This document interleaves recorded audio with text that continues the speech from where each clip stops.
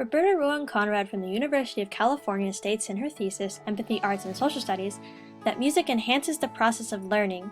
The systems they nourish, which include our integrated sensory, attention, cognitive, emotional, and motor capacities, are shown to be the driving forces behind all other learning.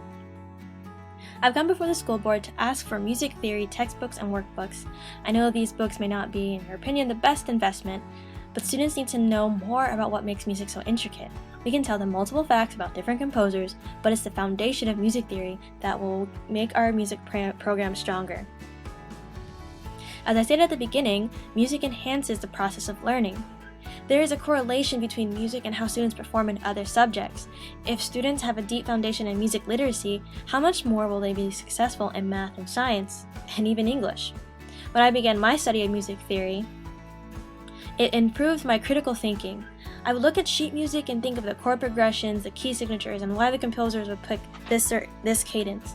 The way I would piece together music transferred into my writing course in college.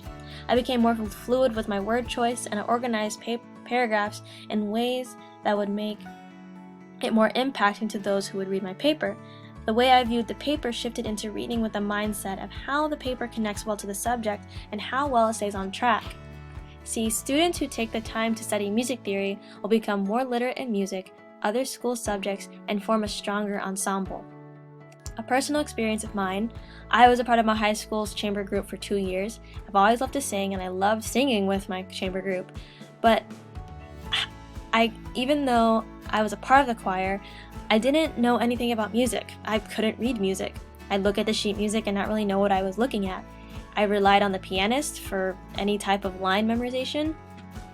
It got so bad that I would spend more time studying my music and choir and just trying to learn the words than any of my other subjects. It never got so bad that I was failing, but I did spend more time with my music rather than other classes. And many other students are passionate about music but struggle with the common knowledge of what makes music music. Because I didn't know music theory when I went to college and became a music major, I was very, very behind. Music classes are more than singing or playing. It's a way to develop the student's brain and improve their school experience. Having the student flow through the class and not truly learn anything can put the student in a mindset of this isn't a real class and I don't learn anything. And the student will lose respect for the music teacher and the subject. Music is a natural de-stress for students, and I do not want a single one of my students leave my classroom confused as to what they're learning and why they're learning it. Challenging the student to learn music theory will help develop a work ethic that can be used in different school subjects. And this is how I will tackle this issue. I will start every class period with a simple 10-minute music theory lesson and have them do exercises in their music theory workbook. I will go step by step, incorporating theory exercises that will benefit the rest of the class period, starting at the beginning will give enough time to work on their music pieces for the rest of the class period. So for example, I would take them through scales first.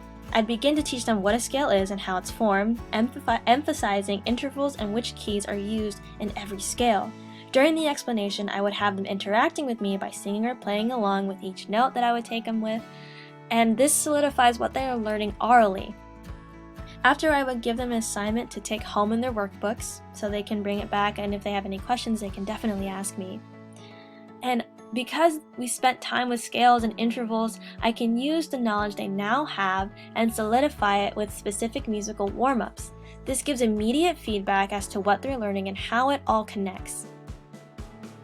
I learned this process from Mrs. Lori Cadwalder, the conductor of the Southern Adventist University Orchestra and fellow music educator.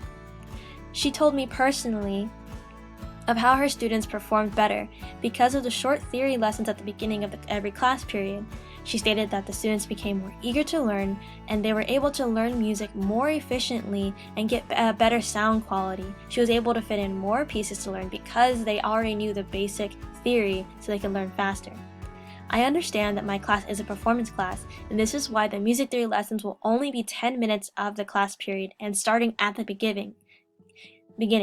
Giving these short lessons will expand their music knowledge and improve the quality of the ensemble.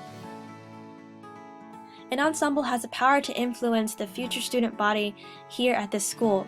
There are many students currently enrolled because of the music program we have. If the quality of our music program decreases, the students influences by the music program will seek out other schools. On top of a decrease in the student body, if we do not challenge our music students to improve, there is a possibility of students not excelling in other subjects. You can be successful in all other classes without being a part of a music ensemble. But if music has the power to influence students to do better in other classes, why not give them every opportunity to increase their learning experience? I would like to have funding for music theory textbooks and workbooks and support the curriculum that I'd incorporate.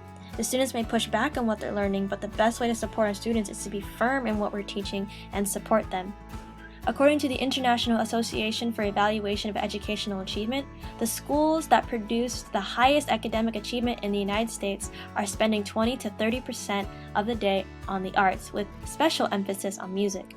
Let's be a part of the percentage with high academic achievement and not settle for anything less.